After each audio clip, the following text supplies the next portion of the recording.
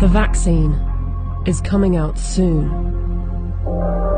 I won't be talking about it, but I will tell you about the company behind it. The UK government has purchased 30 million doses of COVID mRNA vaccine from a company called Pfizer. The vaccine is due to be delivered in November, with the potential of 100 million doses by the end of the year and 1.3 billion doses next year.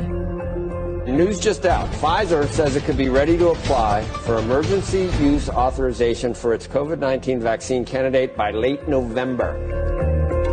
It won't be mandatory at the beginning, but judging from the large orders, a gradual plan will be implemented to persuade and incentivize people to take the vaccine and put restrictions on people that don't, along with shaming campaigns. I want to tell them that their decision, they need to understand, will not affect only their lives, which at the end of the day, it is their judgment, but will affect the lives of others. Because if they don't vaccinate, they will become the weak link that will allow this virus to replicate. Some will say that this is conspiracy theory, so let's just stick to the facts.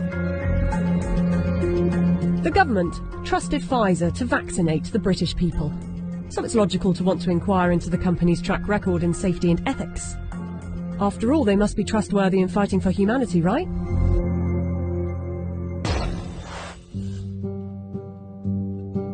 Pfizer made itself one of the largest pharmaceutical companies in the world by purchasing its competitors and through aggressive marketing tactics.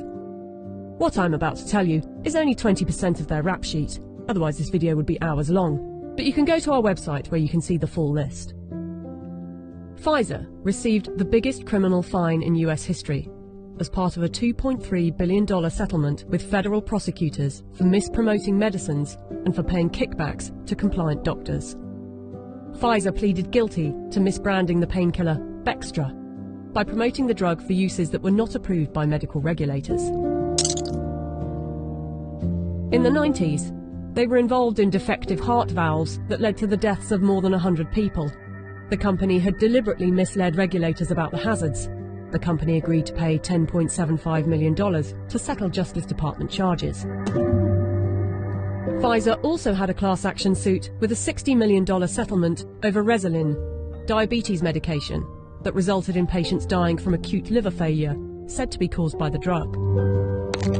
In the UK, they have been fined nearly £90 million by the UK's competition watchdog for unfair pricing to the NHS after hiking up the cost of an anti-epilepsy drug by 2,500%, charging the taxpayer an extra £48 million than the actual price, which is $2 million per year.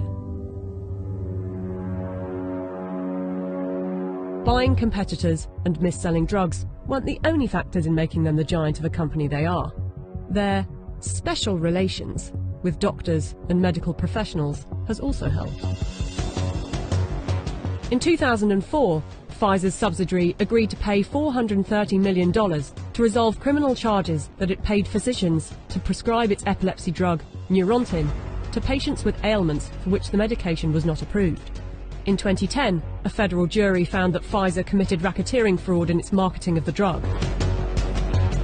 Pfizer disclosed that during a 6-month period the previous year, it had paid $20 million to some 4,500 doctors and other medical professionals for speaking on the company's behalf.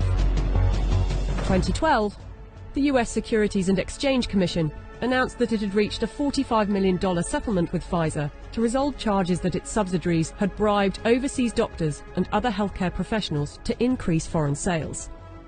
But some of you might say they are a business and they don't get to make billions a year by not being competitive. They're still trying to help humanity.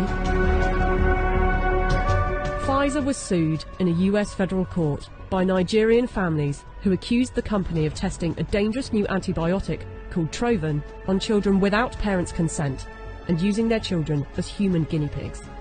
A panel of medical experts concluded that Pfizer had violated international law, and the company agreed to pay $75 million to settle the lawsuits in Nigerian courts. The US case was settled for an undisclosed amount. Amid widespread criticism of high pricing for poor countries, and in particular AIDS medications, Pfizer offered to donate a 2-year supply of its drug, Diflucan, worth $50 million to the South African government. Yet in 2003, Pfizer backed away from the company's plan to license its AIDS drug for low-cost distribution in poor countries. The list goes on. I don't want to bore you with it. But ask yourself, if it was a car manufacturer, would you buy a car from them? We plan to honor our history, and we will only bring to the world a vaccine that has been proven safe and efficacious.